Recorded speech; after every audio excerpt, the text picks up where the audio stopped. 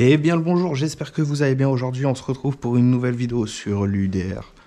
Comme d'habitude, bon, on voit toujours pas mon visage, mais on se concentre sur la machine. C'est pas que j'ai pas envie. De 1, j'ai une GoPro sur la tête pour enregistrer ce son de qualité parce que mon appareil photo, j'ai pas de micro, j'ai le flash. Et même si tant bien que mal j'avais le micro, il est pas de super top qualité. Du coup, j'ai ma GoPro sur la tête. C'est pour ça. Coucou les gens. Mais sinon, c'est que j'ai pas assez d'espace ou de recul pour avoir une image en grand angle avec mon visage. Avec mon corps en entier. Du coup, on se contente que de mes mains. Comme vous avez vu dans le titre, on va changer. C'est tourelle. Alors, j'ai déjà ouvert le sachet. C'était parce que j'ai fait quelques petites photos. Bien évidemment, ces belles tourelles GPM. Alors pourquoi j'ai pris du GPM? Il y a d'autres marques, hein. Il y a Hot Racing, il y a des marques sans nom, il y a, je veux dire, de la sans marque, parce que je les trouve super jolies en fait, tout simplement. Je trouve ces formes avec le biseau et tout super jolies. Il y en a d'autres qui sont aussi jolies que celles de GPM, mais je sais pas, j'ai une préférence pour les GPM. Ça, je pense que c'est une partie de plaisir, ce qu'on va changer là. C'est à ce niveau-là, là, c'est ici. Il y a quelques vis à enlever, dont les amortos. Genre, pour éviter de s'emmêler les pinceaux avec les vis, parce que je vois que il y en a deux très très longues, et tout le reste, je crois que c'est à peu près la même longueur. Ah bah, j'ai pas ouvert le sachet. Voyons voir. Donc, il y en a deux plus courtes. Donc, je pense que, si je dis pas de bêtises, celles-là, elles vont ensemble. 4 semi-moyenne et ok. Du frein filet aussi, on va en avoir besoin. Pièce en aluminium oblige. Pièce, je pense que les grandes elles vont être en haut. Pièce en plastique où c'est le châssis en plastique, il n'y a pas besoin de frein filet. Mais je pense que la plupart des vis, ça va être ça.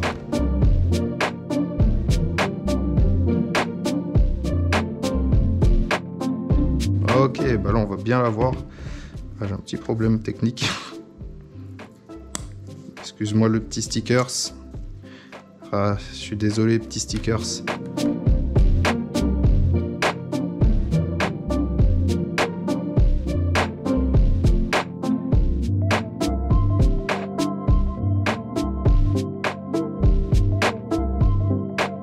fait 1, 2, 3, 4, 5. J'ai 5. 1, 2, 3, 4, 5, ok. Bah je sais pas, on a 2 vis en plus. Pour quelle raison, quel motif? Attends, déjà on va prendre les bons. Donc voilà, ah c'est peut-être ici. Mais pour refixer quoi? Bon alors là, aucune idée. On va peser tout ça. Pièce d'origine, 14 grammes. On a explosé le compteur, on est à 47 grammes. Ah, on a quadruplé le truc, hein. 14, 47, 14, 47, oh, on l'a triplé plutôt. Ok, bah, let's go, la refixer là-dedans. Comment? Attendez, j'ai pas vérifié les trous de réglage. C'est lesquels? Parce que j'aime bien remettre comme c'était. Ok, c'est les plus ici quoi. Les plus proches de l'avant. Ok, oula, si je mets pas dans le bon sens. Là, ça va être une galère.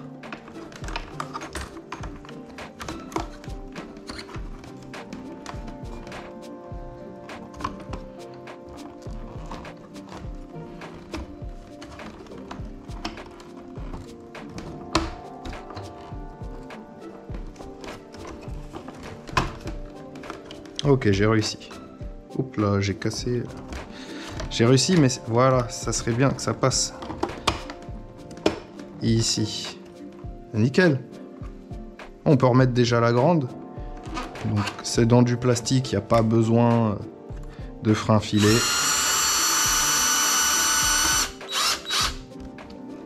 J'irai resserrer à la main après.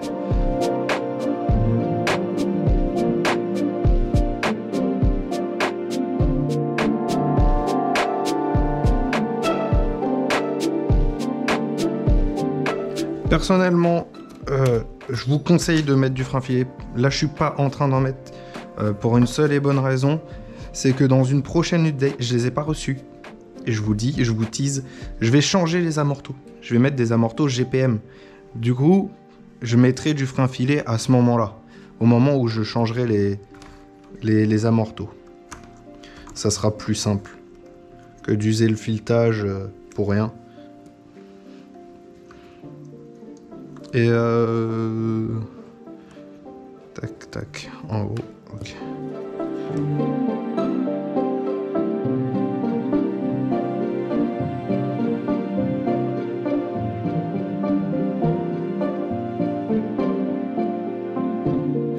On a 2 vis en plus. Je sais qu'il y a un 3e trou ici, là.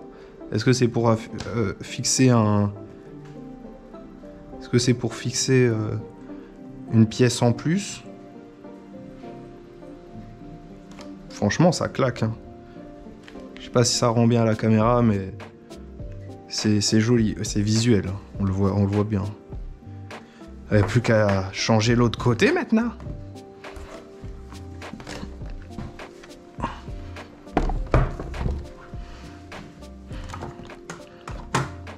Bien sûr, on va faire ça en accéléré. C'est parti.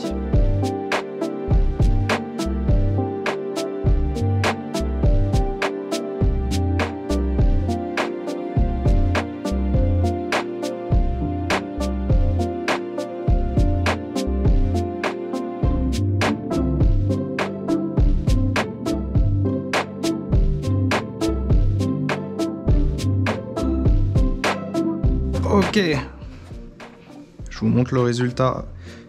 Bon, j'ai pas accroché le deuxième réservoir, la deuxième suspension comme ceci. J'ai pas encore remis le cache, je vais le faire hors caméra. C'est juste pour vous montrer le résultat en fait sans le cache. Franchement, esthétiquement, c'est plutôt réussi. Et maintenant, avec le cache. Eh ben ça passe, c'est joli, c'est tout beau, j'aime bien. J'aime bien, maintenant il faut voir ce que ça donne sur le terrain.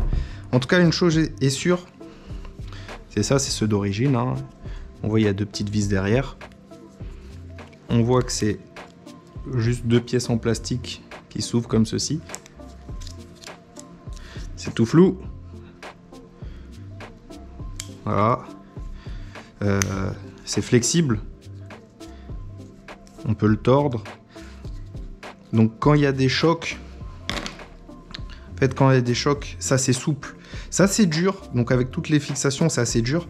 Mais ça reste quand même assez souple quand on prend des chocs. Que là, ça fait un seul bloc. Hop, voilà. Là, ça fait un seul bloc, ce qui fait que la rigidité du châssis entier, elle est encore mieux maintenue. Surtout avec toutes les autres améliorations qu'on a déjà faites. L'arrière, là, il va être aux petits oignons. Là, bon, ça bouge. La dernière fois, j'ai testé en tirant ici, en fait, tout le châssis comme ça. En tirant, en appuyant. Je peux vous dire, là, le côté que j'ai déjà fait, j'ai déjà un peu plus du mal à le faire bouger. Avant, j'appuyais, voilà, je pouvais le tordre ici, là, assez facilement. Là, ça se tord toujours, hein, vu que je mets de la pression, vu que le châssis est en pression. Mais avant, bah là, je pouvais plus appuyer, en fait. Tout simplement. Je pouvais le flexer plus facilement. En tout cas, moi, je vais finir de monter ça de mon côté. Il me reste que 2 vis à mettre ça. Mais c'était pour vous montrer le résultat sans le cache et avec le cache. J'espère que cette vidéo vous a permis, vous a aidé, vous a permis de changer cette pièce assez facilement, malgré que là, au niveau de la jonction, vous avez vu en première partie de vidéo que j'ai un peu galéré. Faut le passer en biais, ça rentre tout seul. Est-ce que cette pièce est utile? Oui. Je vais partir sur le principe du oui. Pour sa rigidité et son renforcement au châssis, à la cage de châssis, excusez-moi. Sinon, c'est plus pour l'esthétisme et le réalisme. On va pas se mentir, C'est quand même une belle pièce, ça rajoute quand même pas mal de poids, déjà qu'il y en a pas mal sur la machine. Au final, avec toutes les améliorations qui vont venir encore, on rajoute facilement 700 grammes, 1 kg en plus à la machine. C'est à prendre avec des pincettes. C'est pas 1 kg pur. Parce qu'on a bien vu que cette pièce faisait 13 grammes, 14 grammes, x 2 ça fait 28 grammes, les deux elles font 47 grammes, on rajoute 60 grammes. Sur cette pièce on rajoute 60 grammes, sur ça on va rajouter peut-être que 5 grammes. Il y a des pièces, il n'y a pas vraiment beaucoup de différence. Du coup en pur on va rajouter 1 kg de pièces et en échange de grammes, en conversion de grammes, j'appelle ça en conversion parce qu'on retire des grammes mais on en rajoute un poil plus. Quand on fait la soustraction des grammes qu'on a remplacés, on doit être aux 500 grammes, 500 à 600 grammes. Bien sûr, on n'a pas fini, mais au fur et à mesure, ouais, je pense bien un petit 600 grammes de pièces en plus. Cette vidéo touche à sa fin, je pense qu'elle est assez longue comme ça. Moi, je vous dis à la prochaine pour une autre vidéo. Et la prochaine vidéo d'upgrade, ça va être le pont, les amis. Ça va être le pont, on va changer le pont. Transmission arrière, on avait déjà fait une vidéo où on a changé juste le planétaire. Là, on va complètement changer le pont. On va mettre justement le planétaire qui est ici. On va mettre des nouveaux engrenages. Mais bon, tout ça, c'est dans une prochaine vidéo. Un petit commentaire, un petit pouce bleu, ça fait toujours plaisir. Ça soutient la chaîne, ça fait du référencement. Moi, je vous fais des gros bisous et à la prochaine.